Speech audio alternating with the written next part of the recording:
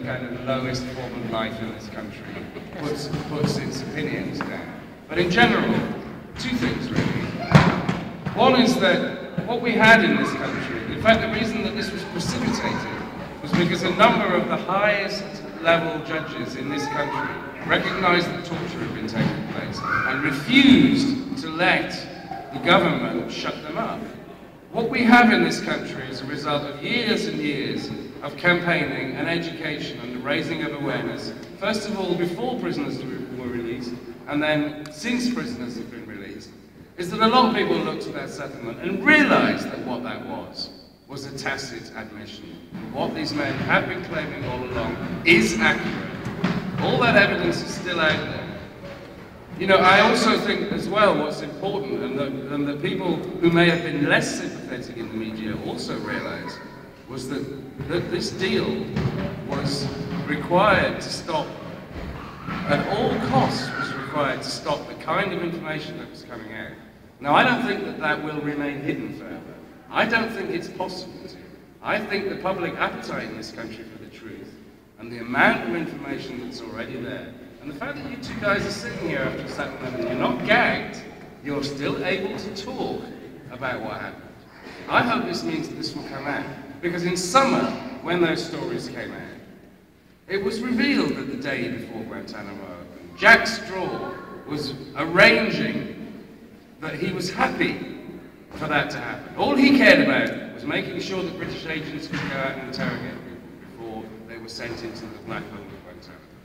Jack Straw, the Foreign Secretary. It was revealed in those documents that just a couple of months after Guantanamo opened, Tony Blair was interfering in the business of the Foreign and Commonwealth Office to deny consular access to Martin Lubanga, a guy who ended up being transferred from Zambia to Guantanamo. So we know the level at which what was going on was being revealed and why they would have stopped at nothing, actually, to prevent that coming out. But we know those two facts alone, actually, as far as I can see, are evidence of crimes committed by the former Prime Minister and the former Foreign Secretary of this country. Just those two pieces of evidence alone. Also, they spent 20 million already on the case. 20 million, an estimate. Another estimate saying that there will be, if this case continues, they will be paying at least 30 million in courts.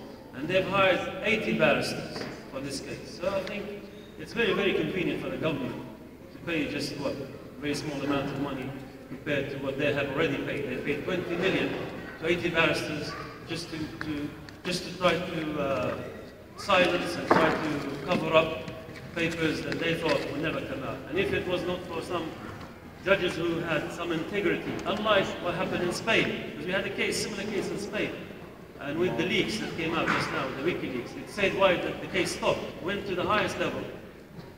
Gareth was so much respected at one time, and then because of the leaks that came out, the US Embassy put some pressure on the government, the Spanish government, and again in Germany the same thing happened, and the case was silenced and dropped. We had a case in the United States brought by the GCC the same way. We had many very well-known lawyers working on the case, and they were asking us every day on the phone to give our names as defendants in this case. And when we did, and the case started, and we gave them what we maintained what happened to us in Guantanamo Bay, then slowly everything just went into silence and was completely dropped off. Why? Because of the pressure that the United States government has been putting on each government. There's a very good article that Andy has wrote about this recently in his blog, which describes in details what happened in Germany, how it was dropped out of the leaks that came out. And the same thing in Spain, and they tried the same in Italy, but they didn't succeed in Italy. They probably were trying the same in this country, even the politicians were trying to do the same to judges. But I think they didn't succeed in this country also, which is a good advantage for the reputation of the judiciary in this country.